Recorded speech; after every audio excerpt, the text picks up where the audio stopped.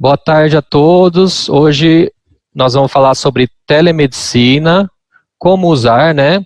Como marcar uma consulta digital, que agora é permitida, as vantagens e limitações também em tempo de pandemia, né?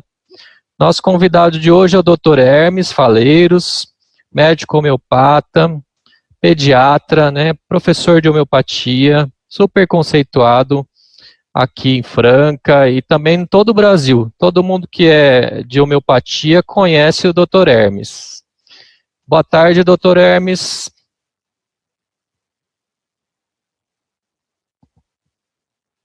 Boa tarde, Carlos. Tudo bem? Tudo jóia, graças a Deus. Dr. Hermes, conta Então, tá. Conta pra gente um pouco como é que foi essa início de pandemia, né, lá no meio de março. Como é que foi isso pro consultório? Como é que foi a adaptação, né, dos procedimentos, tudo isso para começar a atender os pacientes, né? O senhor chegou a parar? Como é que foi?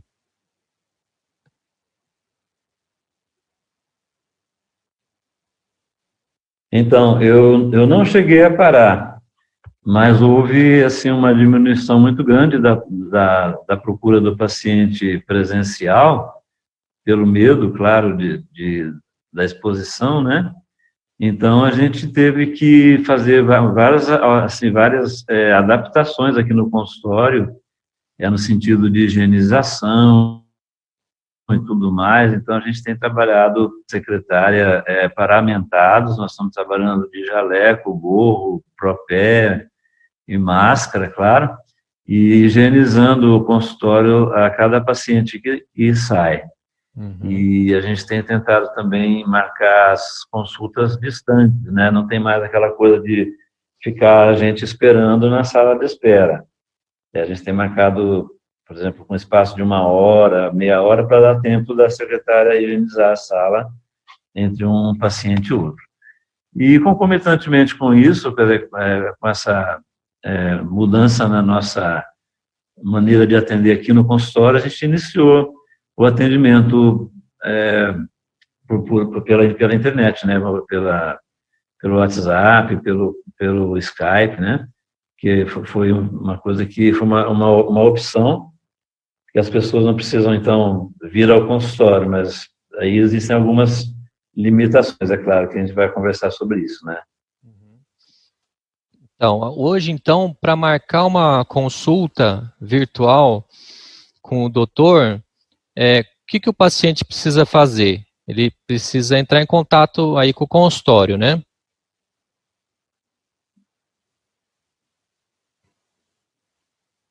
Ele pode marcar com a minha secretária, né, com a Flávia, né, no telefone 334-3022, mas tem também uma plataforma que chama Doctoralia, que foi criada, né, que ela é vinculada na internet, mas por enquanto eu fiz o meu cadastro lá, mas por enquanto não houve marcações de consultas por essa via. Então, o mais fácil mesmo é marcar com a minha secretária e ela organiza direitinho os horários, tudo, para não haver problema aqui de acúmulo, né, de pacientes na sala de espera na hora de atender. Uhum. E o paciente, como que ele deve se preparar para fazer uma consulta virtual, assim? O que ele pode fazer para ajudar o trabalho do médico, né?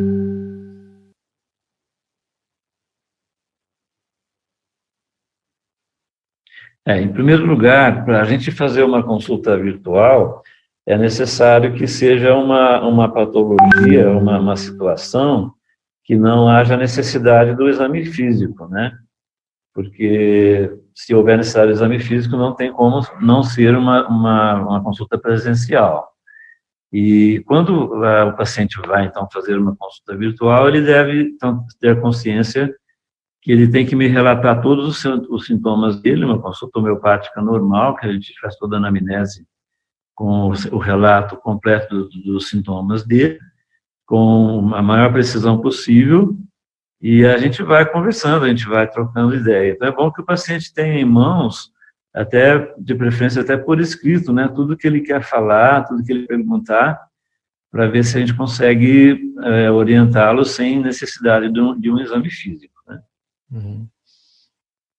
É até bom porque o paciente, na consulta presencial também, é bom que ele já chegue com tudo isso, né, anotado, né, as dúvidas que ele tem, né, os sintomas, e às vezes até uma tabelinha, né, de quando que sentiu, as temperaturas, né, às vezes é importante também, né, já a temperatura do mesmo momento, né, para facilitar, né.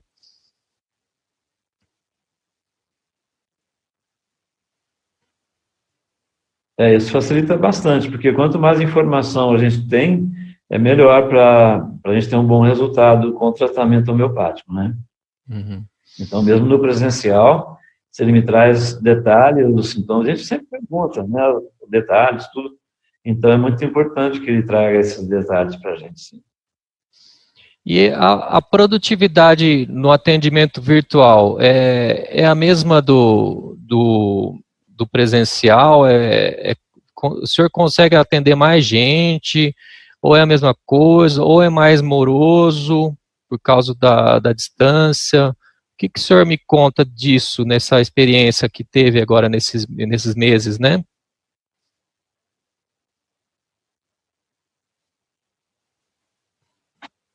Então, em primeiro lugar, eu tenho atendido poucos pacientes virtuais. Eu continuo atendendo bastante aqui ainda no consultório. E os virtuais que eu atendi, que eu tenho atendido, eu percebo que o resultado, a produtividade é a mesma, é até boa. E o retorno dos pacientes é muito bom, porque eles falam para mim, nossa, foi muito boa a consulta e foi como se fosse presencial mesmo, né? E a gente depois passa a receita pelo WhatsApp, ele manda essa receita para a farmácia e tudo mais. Então, existe realmente um bom retorno do paciente em termos de resultados, né? E agora a quantidade ainda está sendo muito pouca, a gente está tendo poucos pacientes que têm procurado essa via. São aqueles que não estão impossibilitados de sair de casa, são aqueles que estão com um pouco mais de medo, né, de vir aqui ao consultório. Se bem que a gente tem avisado, olha, pode vir sossegado, que aqui está tudo, a gente está tomando todo o cuidado aqui. Mas ainda acho que tem vindo pouca gente tem procurado esse tipo de atendimento. Uhum. Às vezes até porque não sabe, né, que tem essa opção, né, doutor? E o senhor sabe de algum outro médico, outros médicos de Franca que estão com essa opção de atendimento virtual também, telemedicina?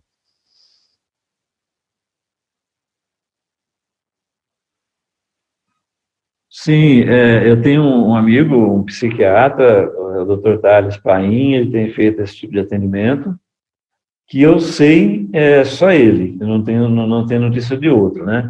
O Thales tem feito rotineiramente o atendimento apenas virtual, não está fazendo mais atendimento presencial. Dr. Thales Paim é psiquiatra. Uhum. E como que o senhor vê assim a sequência, né? Porque o Conselho de Medicina tinha uma portaria, né, que permitia, mas tinha vários poréns, né?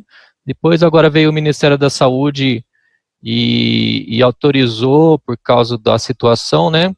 Como é que o senhor vê assim a sequência disso depois da pandemia? O senhor acha que vai continuar, vai crescer essa consulta, ou depois o pessoal vai esquecer, vai voltar sempre ser a consulta presencial mesmo? Como é que a senhora vê assim o futuro da telemedicina?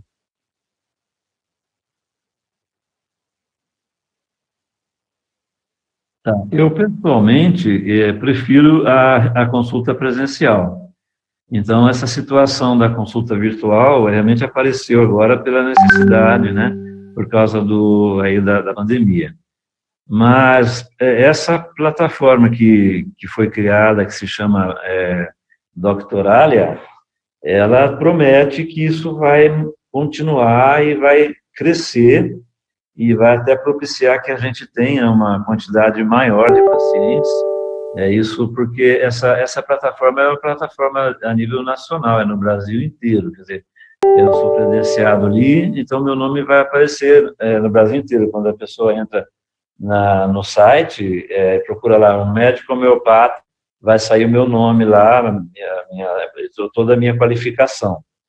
Então, isso, segundo a doutora, isso aí vai propiciar um aumento do meu atendimento, um aumento dos meus pacientes. Por enquanto, eu não tive essa experiência, porque faz um mês apenas que eu fiz a minha inscrição e, por enquanto, não tive nenhum retorno.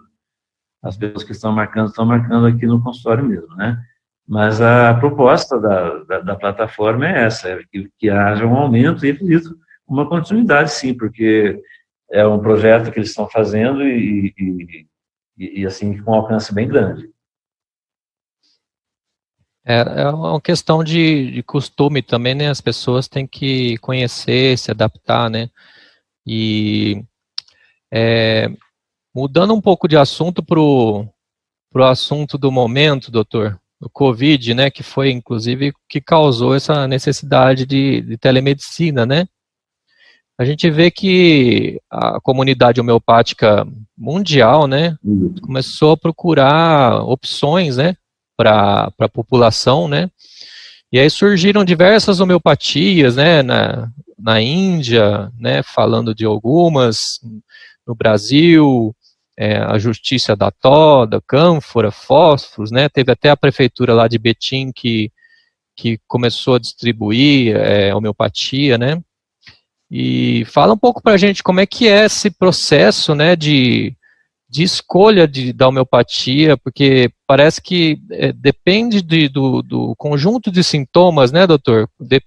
Pode variar de país para país isso também, né?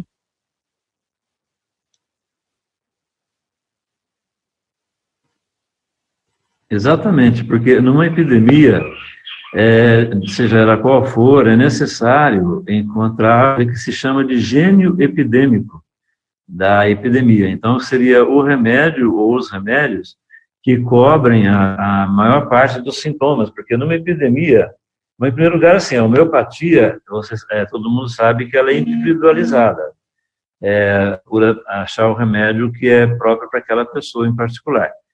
E já numa epidemia, não.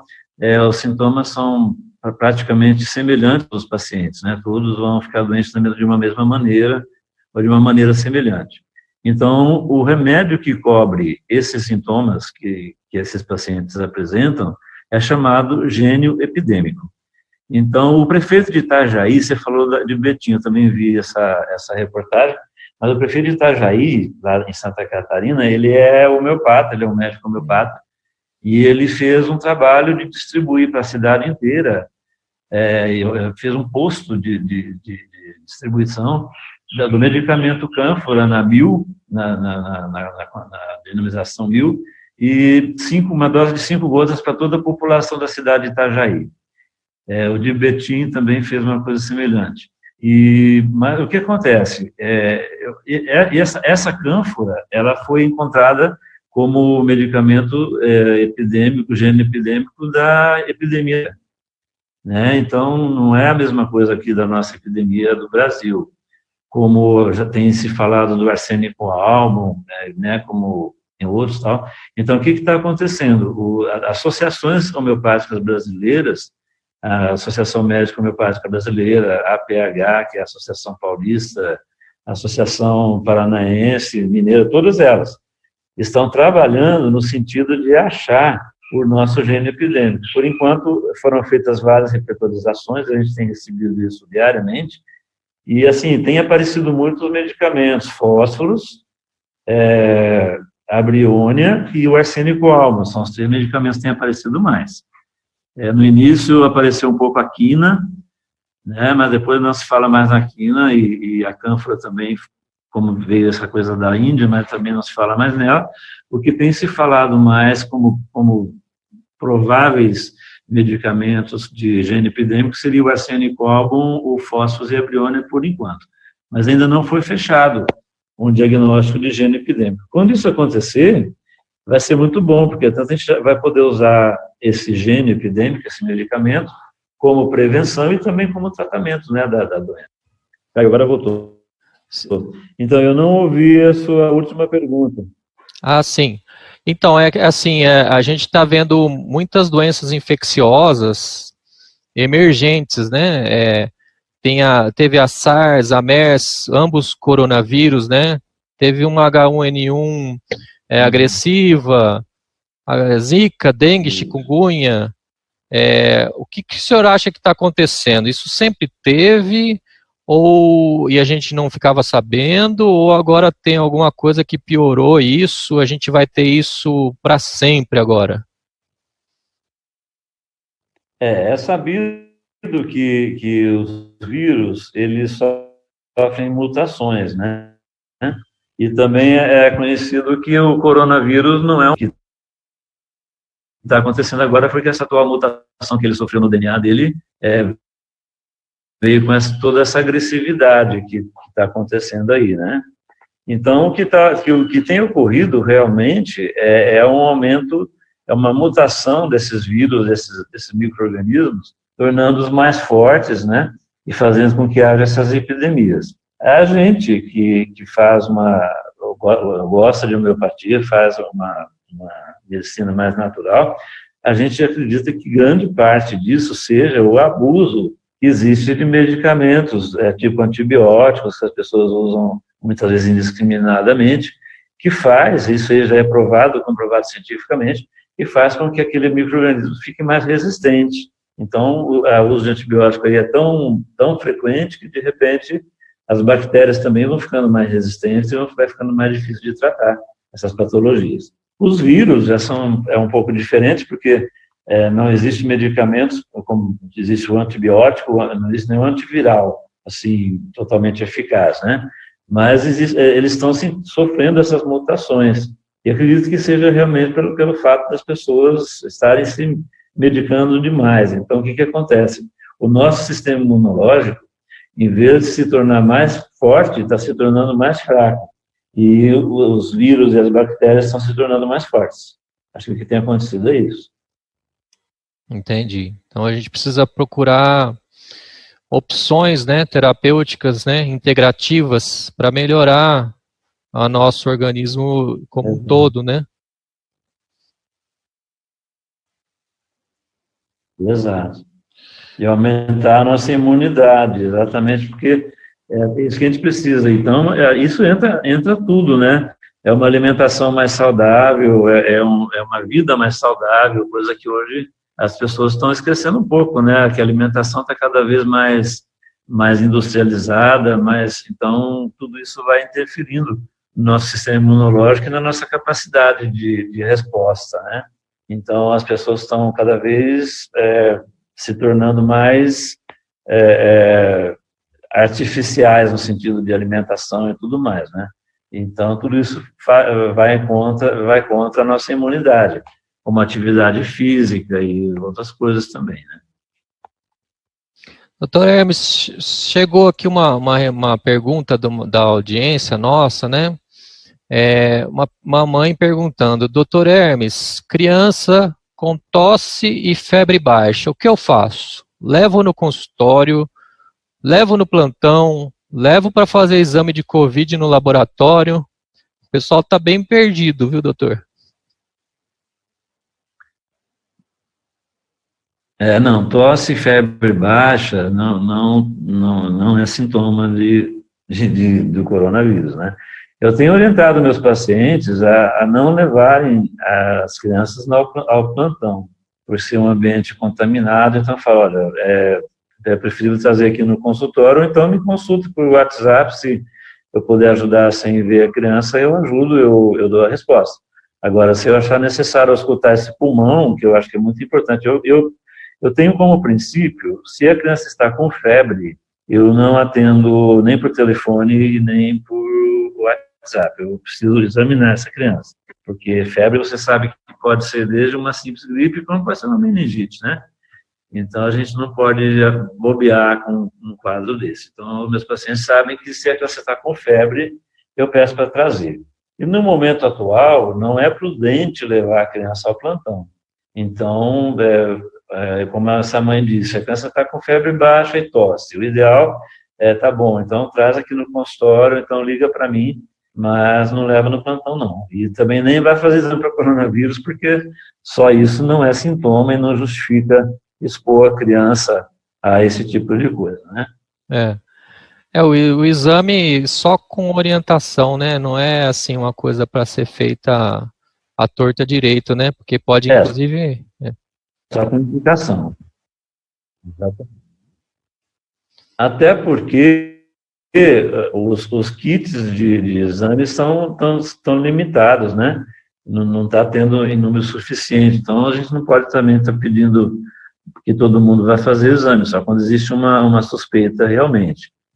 Tem tido uma situação nova que a gente como pediatra, eu particularmente estou preocupado, que são crianças que essa semana tive 2 crianças que eu não vi, mas eu recebi por telefone e mandei ir para o plantão, com febre alta e dores articulares. E aí a gente fica preocupado porque existe concomitante ao Covid-19 uma situação chamada síndrome inflamatória generalizada, e é uma coisa que está começando a aparecer, e aparece só em criança. Então, crianças desse tipo, que aconteceu essa semana, 2 casos, me ligou, está com febre muito alta e dor em determinadas articulações. Eu falei, não, então é melhor levar no plantão, procurar um ortopedista e ver realmente se é uma artrite séptica ou se é outra coisa, mas a minha preocupação era ser essa síndrome da inflamação generalizada, que se chama, que é sempre observada em quadros virais desse tipo aí, que pode dar uma complicação muito séria do coração, no coração, cardiológica, né?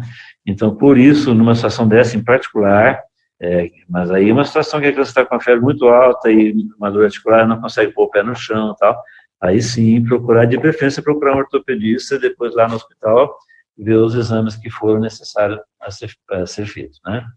Interessante, é uma coisa nova, né, que as crianças a gente achava que não tinha sintoma, né, mas está acontecendo nos Estados Unidos, eu ouvi falar, né?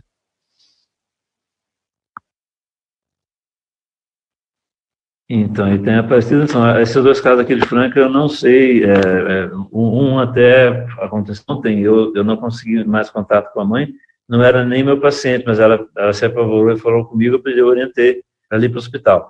Eu não sei o resultado dessa segunda mãe. O primeiro caso, felizmente, tratava-se apenas de uma sinovite, que é uma inflamação da articulação do quadril. Mas a gente tem que ficar atento para essas coisas. Uhum. Doutor, estamos chegando no fim da nossa live aqui, tivemos que vir por Zoom, né, mas acabou dando certo. O senhor tem mais alguma informação que eu gostaria de passar para a nossa audiência, para a comunidade, sobre consulta virtual, sobre pandemia?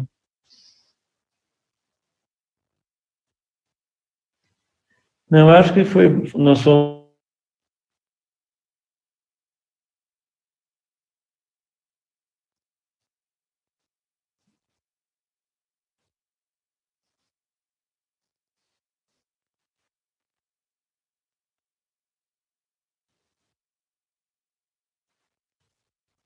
Tá certo, então era isso. Então, me coloco à disposição para qualquer esclarecimento que for necessário, telefone, WhatsApp, como o paciente precisar. E também fico à disposição para marcar tanto consultas presenciais como online, para lutar com essa pandemia aí, porque acho que o principal é isso. A gente tomar, cada cidadão fazer a sua parte, para que isso acabe logo e sem maiores prejuízos, né? Para o nosso país, que já está tão complicada a coisa aí, né? Isso. Bom, então é isso, doutor. Muito obrigado. E muito obrigado por atender a população nesse momento tão delicado para a saúde pública, né?